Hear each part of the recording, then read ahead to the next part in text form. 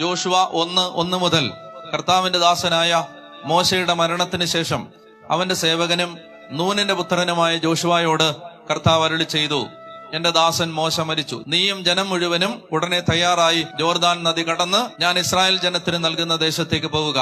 മോശയോട് വാഗ്ദാനം ചെയ്തിട്ടുള്ളതുപോലെ നിങ്ങൾ കാലുകുത്തുന്ന ദേശമെല്ലാം ഞാൻ നിങ്ങൾക്ക് തരും. കണ്ടോ, പ്രോമിസ് നമ്പർ 1, വാഗ്ദാനം 1, നിങ്ങൾ കാലുകുത്തുന്ന ദേശം ഞാൻ നിങ്ങൾക്ക് തരും എന്ന് പറഞ്ഞാൽ ആ ദേശത്ത് ദൈവത്തിന്റെ ശക്തമായ നിയന്ത്രണം ഉണ്ടാവും. അവിടെ പിശാച് പറയുന്നതല്ല നടക്കാൻ പോകുന്നത്, ദൈവം പറയുന്നതാണ്. അവിടുത്തെ അധികാരി ദൈവമായിരിക്കും. അവിടെ ദൈവത്തിൻ്റെതായിട്ട് മാറും, ദൈവരാജ്യത്തിന്റെ ഭാഗമായിട്ട് മാറും. മനസ്സിലായോ? കടബാധ്യത. ചില സ്ഥലങ്ങളിൽ പോയി താമസിച്ചാൽ കടം കയറി നശിക്കുന്നു. ചില സ്ഥലങ്ങളില് വഴക്ക്, ചില സ്ഥലങ്ങളില് മദ്യപാനം, ചില സ്ഥലങ്ങളില് മയക്കുമരുന്നിന്റെ ഉപയോഗം, ചില സ്ഥലങ്ങളില് ആത്മഹത്യ, ചിലയിടത്ത് അകാല മരണം, ചിലയിടത്ത് അപകടങ്ങള്, ചിലയിടത്ത് എത്ര അധ്വാനിച്ചാലും ജീവിതത്തിന് പുരോഗതിയില്ല.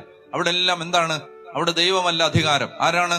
അവിടെ പിശാച് ഭരണം നടത്തുകയാണ്. വചനം പറയുകയാണ്, ആരും വേണ്ട, നിങ്ങൾ ലോകത്തെ ഏറ്റവും വലിയ എക്സോർസിസ്റ്റിനെ, ഏറ്റവും വലിയ പിശാച് പിടുത്തക്കാരനെ കൊണ്ടുവന്ന് ബഹിഷ്കരിക്കാൻ പോകണ്ട.